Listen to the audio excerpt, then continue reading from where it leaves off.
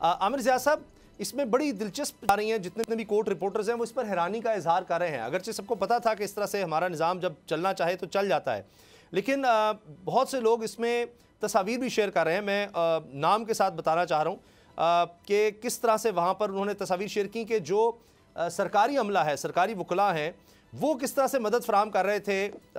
ये मैं कोट कर देता हूँ, ये जी इमरान महमूद साहब हैं, ये दुनिया न्यूज़ से वाबस्ता जर्नलिस्ट हैं।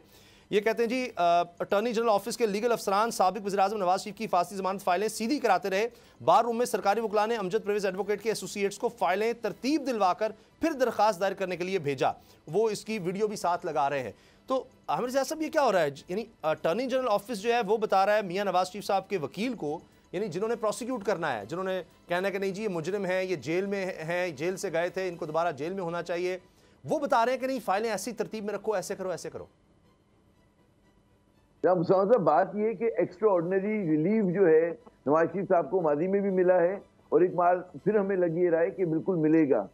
नैब के जो वकील ने जिस तरह के स्टांस लिया, और वो कल बिल्कुल पता चल जाएगा कि क्या नेशनल अकाउंटेबिलिटी ब्यूरो, जिसके लिए हम हमेशा बात करते हैं कि जिसको एम्पावर होना चाहिए और करप्शन के खिलाफ हर दस्ते का किरदार अदा करना चाहिए, कि क्या वो इस केस को कॉन्टेस्ट भी करेगा या नहीं करेगा। और उससे पता चलेगा कि हमारी नैब कितनी संजीदा है, हमारा सिस्टम कितना संजीदा है पाकिस्तान में करप्शन के खिलाफ लड़ने के लिए। लेकिन अगर हुकूमत और हुकूमती इदारे खुद फैसिलिटेटर बन जाएंगे तब तो फिर अल्लाह ही हाफिज है। अभी बज़ाहिर ये लग रहा है कि जो सिस्टम है वो इस वक्त जो है नवाज शरीफ साहब के हक में काम करता हुआ नजर आ रहा है, और ये पहली मरतबा नहीं हुआ है।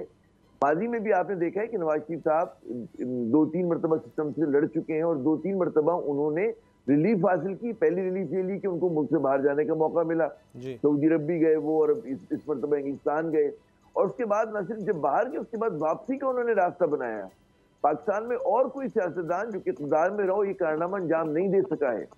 आप जुल्फ़िकार अली भुट्टो साहब फांसी चढ़ गए, बेनज़ीर भुट्टो साहिबा को कत्ल कर दिया गया, इमरान खान आज भी जेल में। तो ये नवाज शरीफ साहब के पास यकीनन कोई उनके, मैं समझता हूँ कि बड़े एम्पावर्ड किस्म के, बड़े ज़हीन और फतीन और बड़े जीरक सियासतदान हैं कि हर मरतबा अपनी टर्म्स के ऊपर वो लाकर जो है उसके इदारों को लेकर आ जाते हैं।